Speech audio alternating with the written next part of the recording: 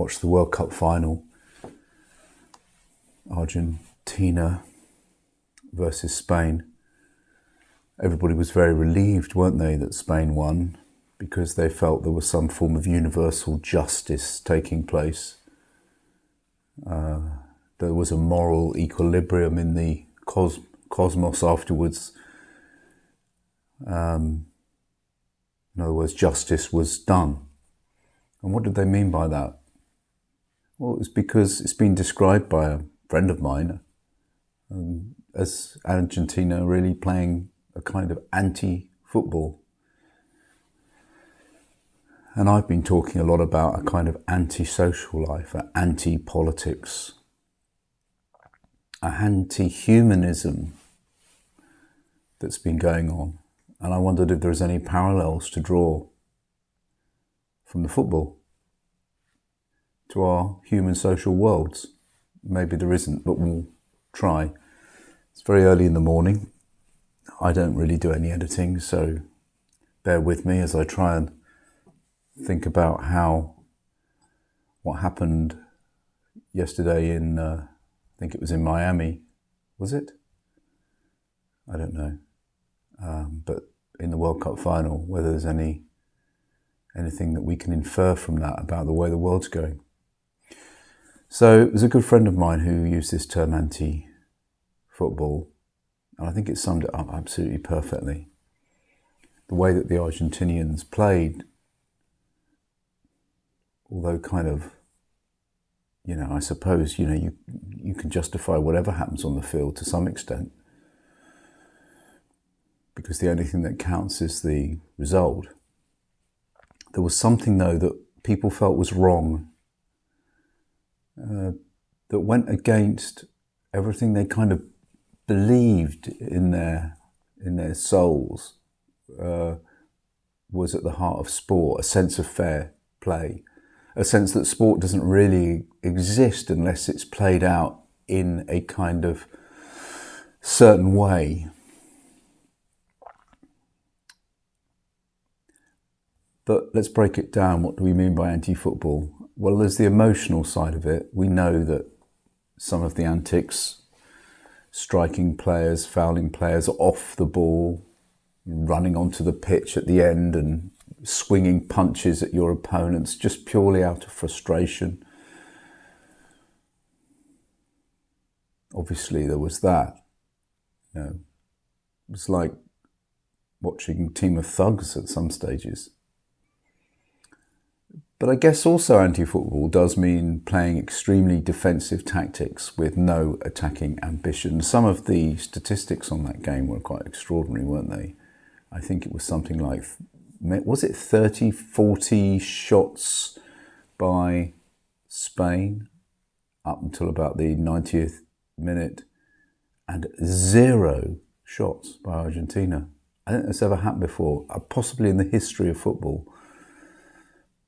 No attacking ambition at all.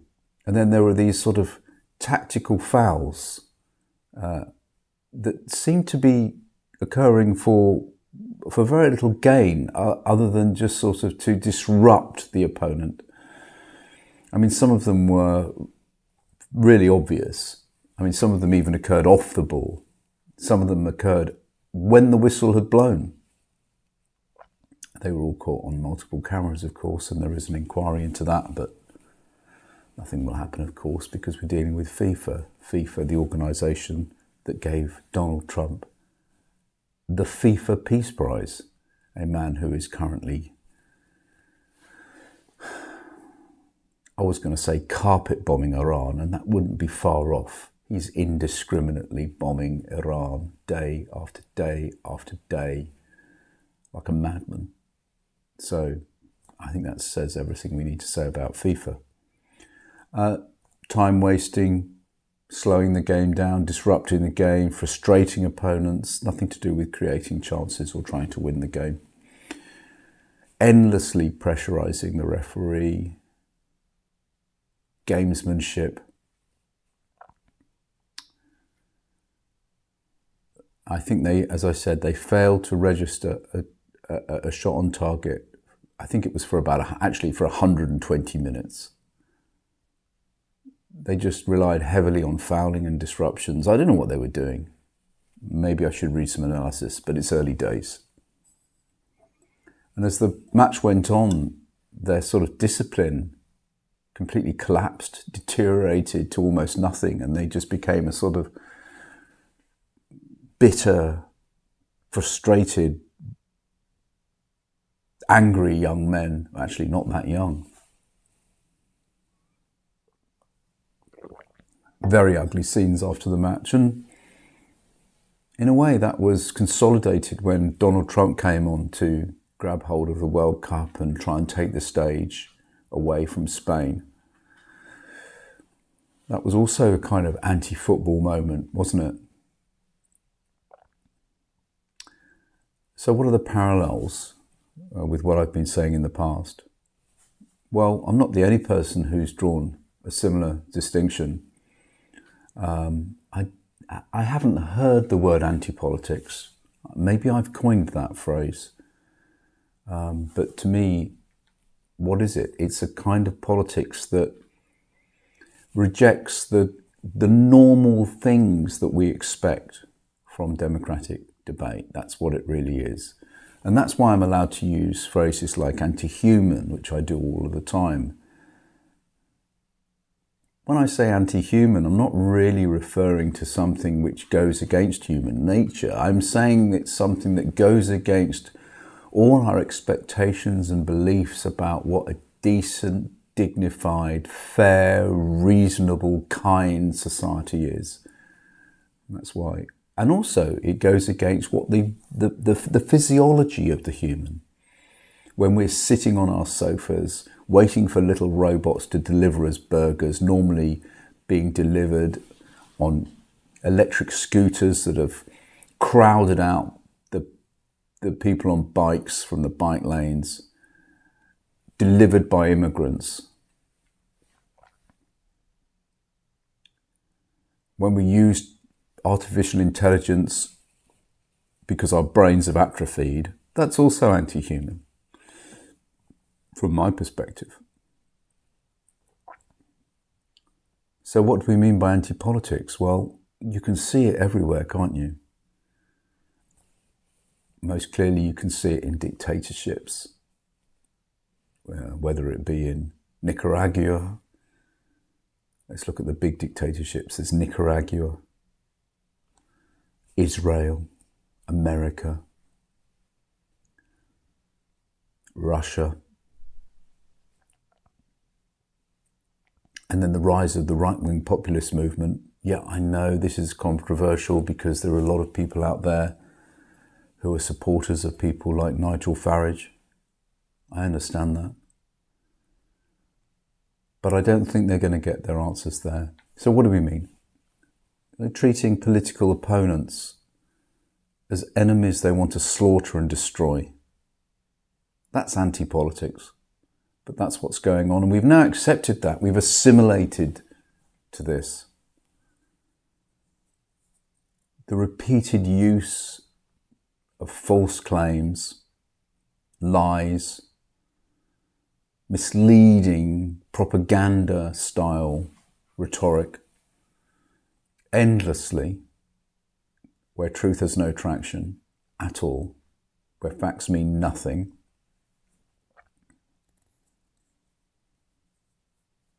The appeals to the worst in our human nature by certain political figures.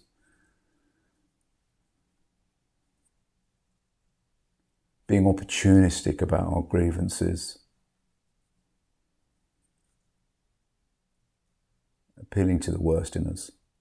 Trying to sort of stir hysteria, fear.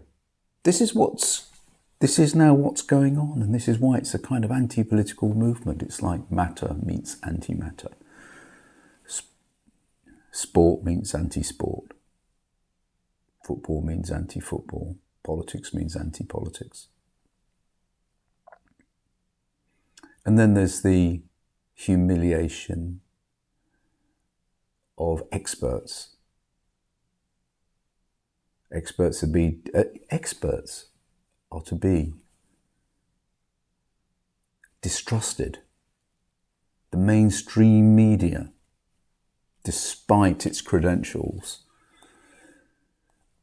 is to be distrusted. We would rather trust some rabid podcaster than any properly funded news organisation. It's very bizarre. I know this is a very unpopular thing to say, but there you go. A preference for kind of drama and spectacle, confrontation, over any form of empathy or compromise or understanding. It's a weird world we're living in. And then there's the online world that we're inhabiting now. Social media in general, or as some people are calling it, anti-social media. Now, why are they calling it anti-social media? Well, many of them have got the idea that it's a false notion of being social, actually. They remember the times when being social actually meant being present with other people, hearing them, listening to them, discussing with them, talking, debating, rather than people being isolated in their rooms with their phones. That's antisocial. It's antisocial to encourage people to kind of perform all the time, isn't it? Can you imagine how exhausting that must be, to constantly perform? I haven't got the energy for performance. That's why I'm just doing it here in my workshop, you know, with the morning coffee. I can't be bothered to make a performance out of it. That's why I'm kind of shadow banned in YouTube, because I'm a kind of not living up to their great performance expectations.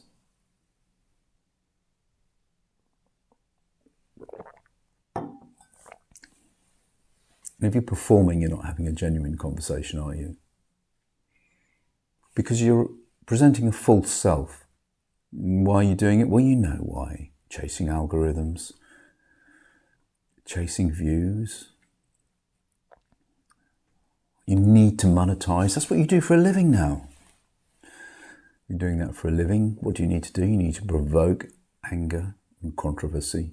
You need to say things that frightens people or frustrates them, or, you know, there's a certain way of approaching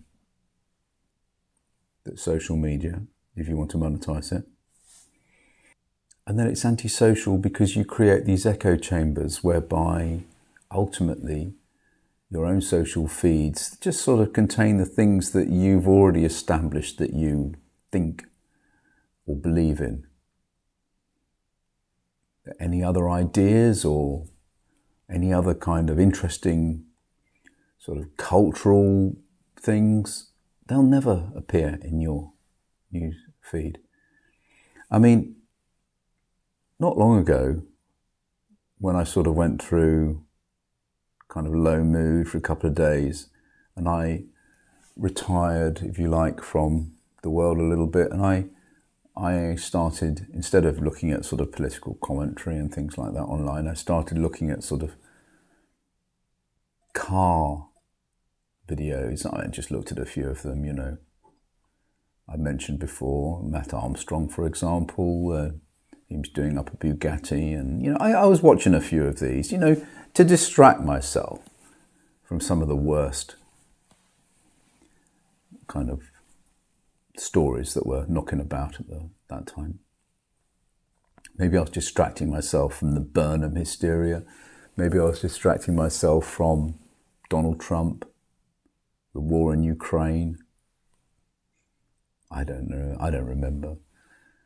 But having looked at 2 or 3 of these car videos, I now find that wherever I go, that's all I get. I open up my kind of YouTube on my tablet.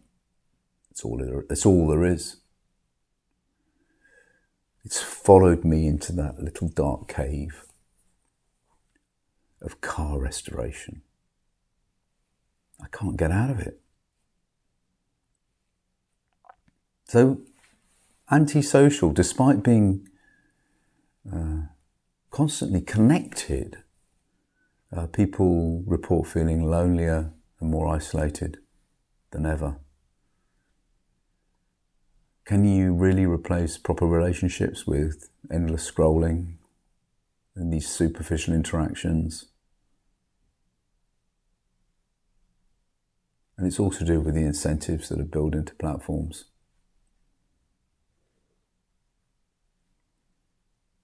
If you've got hundreds of thousands of bright, full of potential young women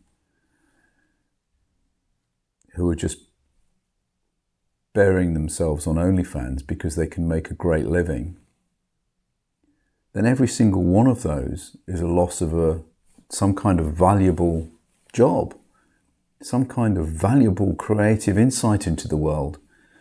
You know, whether or not you're going to be an artist, or whether you're going to be a nurse, or whether you're going to, become a scholar of one thing or another, or work with people or in human resources or something, all of that value has drained into nothing. And the money all diverted, apart from obviously to the girl. At least half of that money is diverted once again to a select few Silicon Valley type tech oligarchs. It's draining us of our resources, all of this. In a way, we should ban it. We should get rid of it. I mean, retain those aspects of the technology which adds value. But if it adds no value whatsoever, then it's just antimatter manifested. And this is what frightens me, because I've covered anti-sport, anti-politics, anti-social life. But there's a kind of movement in other areas towards a kind of anti-establishment, anti-education, anti-police, or the concept of the police being a force for good. I'm not saying that they always are, but it's nice to have somebody you can call if you're about to be murdered.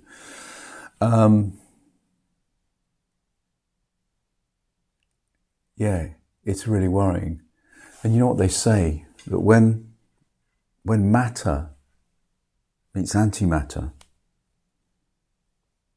everything is destroyed. And that's kind of what's happening now.